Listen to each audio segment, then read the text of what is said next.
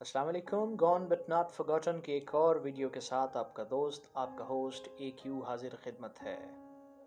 तो अपनी times machine में बैठ जाइए और अपने हिफाजती बंद को कस के बांध लीजिए, क्योंकि आज हम जा रहे हैं सन 1911 में मैसिडोनिया के शहर बल्कान में। दोस्तों कहते हैं, when sight fades, sound blossoms, weaving unseen melodies into vibrant symphony। जब नज़रें धुंधला जाएं तो आवाज़ें खुल जाती हैं और एक ऐसा गीत बनाती हैं जिसकी धुनें देखी नहीं जा सकती। हमारी आज की पर्सनैलिटी भी कुछ इसी तरह की हैरत अंगेज और बहुत ही दिलचस्प है। कुदरत ने कम उम्री में ही इनकी आंखें तो छीन लीं, लेकिन इनको एक ऐसा तोहफा दिया जिसकी वजह से दुनिया आज भी इनको याद रखती है, और इनकी की गई बेशुमार हैरत अंगेज और सच्ची साबित हुई पेशीन गोइयों की वजह से लोगों के ज़हन कांप जाते हैं। जी हाँ, मैं बात कर रहा हूँ बल्कान की नोस्ट्रेडेमस। बल्कान के कल्ब में घूमते पहाड़ों और कदीम कहानियों के ज़ेरे निगरानी एक ऐसी खातून रहती थीं जिनकी आंखें पर्दे में थीं, लेकिन जिनका नज़ारा मुस्तकबिल को चीरता था। ये बाबा वांगा थी, बल्कान की नोस्ट्रेडेमस। एक ऐसा नाम जो आपसे पूछने वाले के लिहाज से तजस्सुस और शक दोनों को जन्म देता है। इनकी 85 साला ज़िंदगी एक ऐसी कहानी थी जो अलम, पेशगोई और गैर देखे पर यकीन से बनी हुई थी।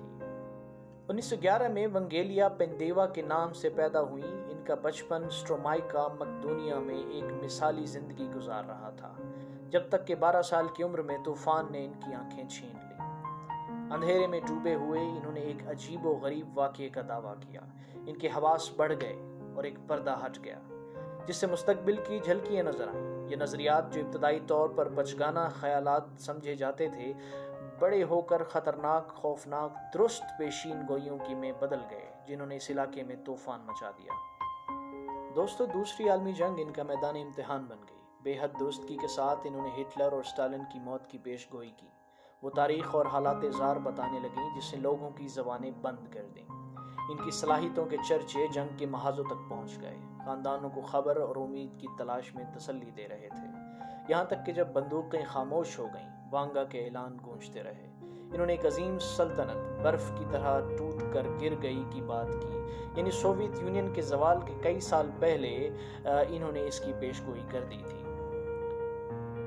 लेकिन इसके फौरी माहौल से हटकर इसके ऐलानात थे जिन्होंने वाकई इसके अफसाने को तक़वियत बख्शी।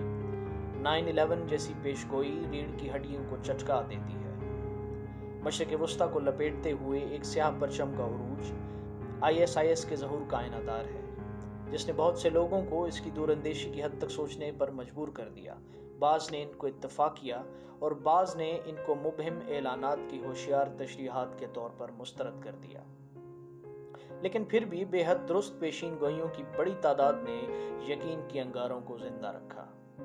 दोस्तों, वांगा की जिंदगी सिर्फ ऐलानात के बारे में नहीं थी। इसने दिमित्र गोस्त्रोव से शादी की, जो एक सिपाही था जो इसकी पुरस्कार शख्सियत की तरफ रागिब हुआ। दोनों ने मिलकर तंबाकू का फार्म चलाया और वांगा ने अपने नाबीना होने के बावजूद गैर मुतज़लज़ल अज़्म के साथ घर का इंतज़ाम संभाला।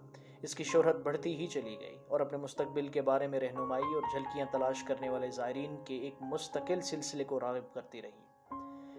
इसने इन्हें न सिर्फ पेशीन गोइयाँ पेश की, बल्कि तसल्ली दी, अपनी तसव्वुफ़ के मुनफरिद ब्रांड से जुड़ी हुई हिकमत को तकसीम भी किया। 11 अगस्त 1996 के दिन जब बाबा वांगा अपने जिस्मानी वजूद से रुखसत हुई, इनकी गैर मामूली कहानी एक नए बाब में दाखिल हुई। इनका जिस्म तो मट्टी तले सो गया, लेकिन इनकी पेशगोइयों और ज़िंदगी के वाक़यात आज भी लोगों के जहनों में गूंजते हैं। दुनिया भर से लोग इनके मकबरे पर अकीदत के साथ हाजिर होते हैं, ये उम्मीद लेकर कि शायद कुछ राजों की ग्रहें खुलें और मुस्तकबिल की झलकियां दिखाई दें। यूं बाबा वांगा की कहानी मौत के पर्दे के पीछे भी जिंदा और मुतहर्रिक रही। तो दोस्तों, मैं उम्मीद करता हूं कि आज की वीडियो और आज की पर्सनैलिटी दोनों ही आपको पसंद आए होंगे। अगर आपको पसंद आए हैं तो आप इसको लाइक करें और इसको शेयर करें, ताकि ये इन्फॉर्मेशन दूसरों तक भी पहुंच सके। और मुझे कमेंट्स में ज़रूर बताइए कि आप मज़ीद किस शख्सियत के बारे में जानना चाहते हैं। मिलते हैं अगली वीडियो के साथ। अपना ख्याल रखिएगा। अल्लाह हाफिज़।